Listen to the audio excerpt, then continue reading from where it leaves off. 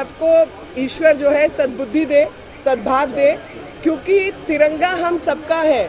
और जब तिरंगा हम सबका है और उसकी इतनी ऊंचाई को सामने रखते हुए प्रधानमंत्री जी ने आह्वान किया, प्रधानमंत्री जी भी भारत के हैं, वो किसी व्यक्ति के नहीं है, किसी पार्टी के नहीं है।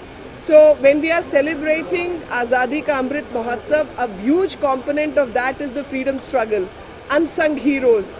When people say "दे दी आज़ादी हमें बिना खड़क बिना ढाल," I do not agree with that statement. मैं उनके प्रति भी धन्यवाद दूंगी, क्योंकि मुझे याद है जब कुछ रेजिस्टेंस आ रही थी कुछ कोनों से, तो मैंने सब यही कहा था कि सबको ईश्वर जो है सद्बुद्धि दे, सद्भाव दे, क्योंकि तिरंगा हम सबका है।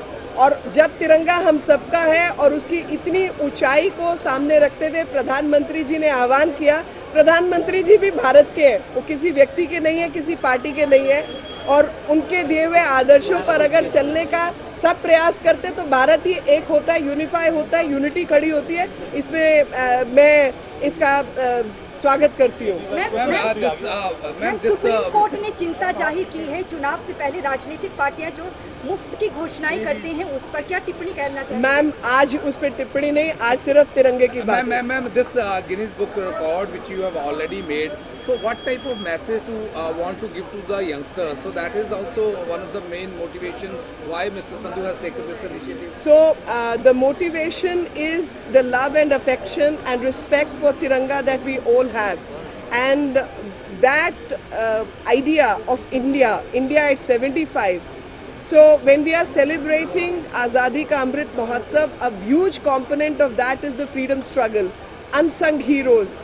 When people say "दे दी आज़ादी हमें बिना खड़क बिना ढाल," I do not agree with that statement, for the simple reason hundreds of thousands of people have died and sacrificed for the well-being of this country.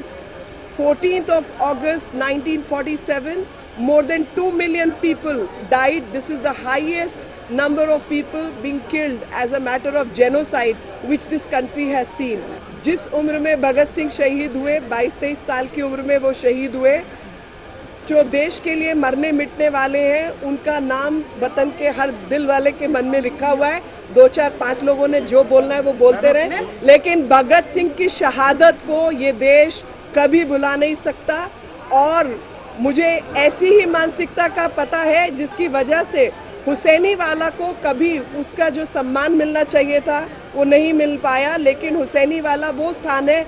और आज भारत की युवा पीढ़ी को मैं बताना चाहती हूँ कि हुसैनी वाला वो स्थान है जहाँ पर सुखदेव, राजगुरु भगत सिंह के फांसी देने के बाद उनके मृत शरीर के टुकड़े करके बोरियों में डालकर मिट्टी का तेल डालकर अंग्रेजों ने आग लगाने की कोशिश की थी।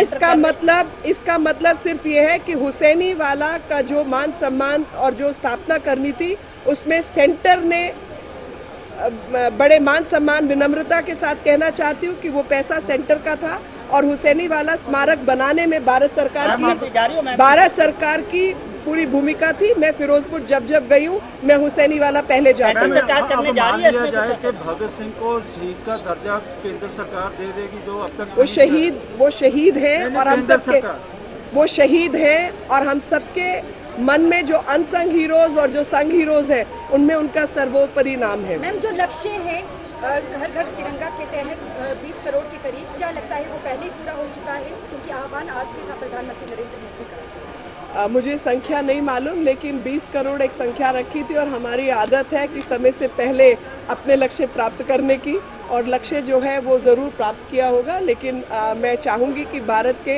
हर भारतवासी के मन में जो तिरंगे को देखकर जो भाव आता है, उसी भाव से ओतप्रोत होकर सब लोग अपने अपने घरों पर तिरंगा लगाएं।